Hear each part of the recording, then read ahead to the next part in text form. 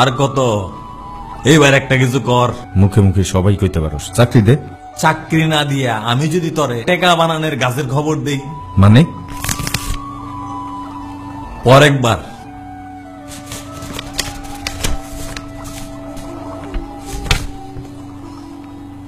এক গাছে 250 নারকেল, বছরে 100 গাছে 25,000 নারকেল, 200 গাছে 50,000, 500 গাছে 1,25,000।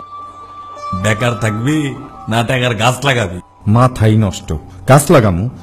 আচ্ছা, এই বিষয়ে আরো জানু কেমনে? চল আকাশ ভাইয়ের কাছে, তাই না তো কিশোর বিচার।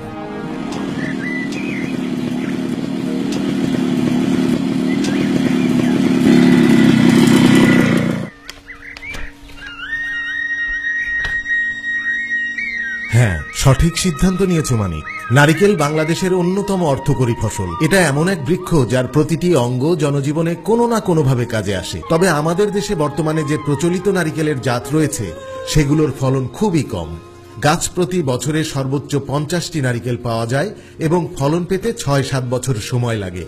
নারিকেলের ফলন যাতে তাড়াতাড়ি পাওয়া যায় তাই নতুন খাটো জাতের গাছের আবাদের ব্যাপারে বর্তমানে জোর দেয়া হচ্ছে। নতুন এই জাতের গাছকে যথাযথ পরিচর্যা করলে 2.5 থেকে 3 বছরেই ফলন আসবে। ফলনের পরিমাণ আমাদের দেশি জাতের তুলনায় প্রায় 3 গুণ বেশি।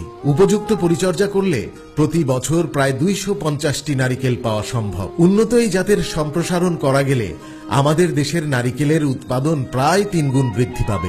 খাটো জাতের নারিকেল গাছ 3 বছরেই ফলন। ঠিকমতো পরিচর্যা করলে প্রতি বছর প্রায় 250টা নারিকেল। ফলন বেশি, লাভ বেশি, আয়ও বেশি বেশি। কিন্তু শুরু করুন কেমনে? 6x6 মিটার হিসাবে হেক্টর প্রতি 278টা চারা লাগানো যায়। আদর্শ পিটের মাপ হবে 3 ফুট গুণন 3 ফুট গুণন 3 ফুট। গর্ত তৈরির পর প্রতি গর্তে 15 থেকে 20 কেজি পচা গোবর অথবা আবর্জনা পচা সার দিতে হবে।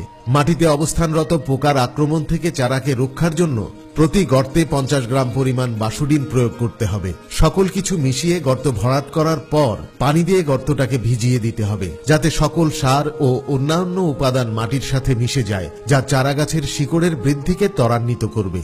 গর্তের মাঝখানে নারিকেল চারা এমনভাবে রোপণ করতে হবে যাতে নারিকেলের খোসা সংলগ্ন চারার গোড়ার অংশ মাটির উপরে থাকে। চারা রোপণের সময় মাটি নিচের দিকে ভালোভাবে চাপা দিতে হবে যাতে চারাটি শক্তভাবে দাঁড়িয়ে থাকতে পারে। এরপর সেচ দিতে হবে। নারিকেল ফসলের জন্য সেচ ও নিষ্কাশনের ভূমিকা গুরুত্বপূর্ণ। শুষ্ক মৌসুমে প্রতিদিন সেচ এবং বর্ষার সময় পানি নিষ্কাশনের ব্যবস্থা থাকতে হবে। 20 দিন পর আগাছা পরিষ্কার করতে হবে। ছত্রাক জাতীয় রোগ থেকে মুক্তির জন্য 15 দিন পর পর ছত্রাকনাশক স্প্রে করতে হবে।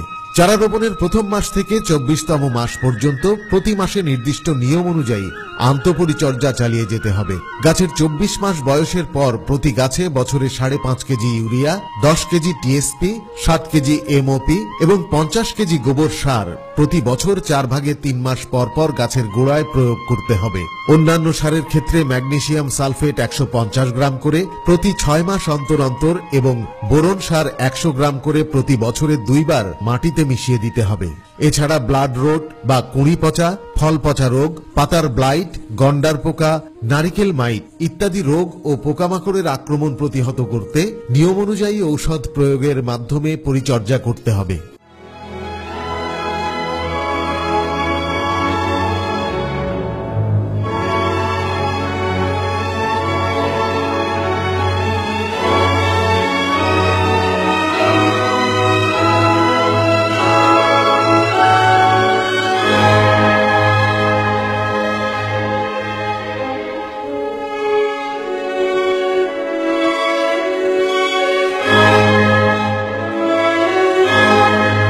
নারকেল গাছ লাগাইলাম মানিক, পুরা বাম্পার, ফলনই ফলন।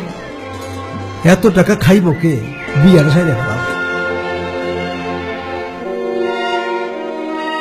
এই নারকেল আমার কাছে শুধু ফলন না, এক একটা স্বর্ণের টুকরা। ওয়ালাইকুম সালাম। সফল মানুষকে সবাই সম্মান করে, সঠিক পরিশ্রমে যে সফল তার সম্মানটাও একটু বেশি।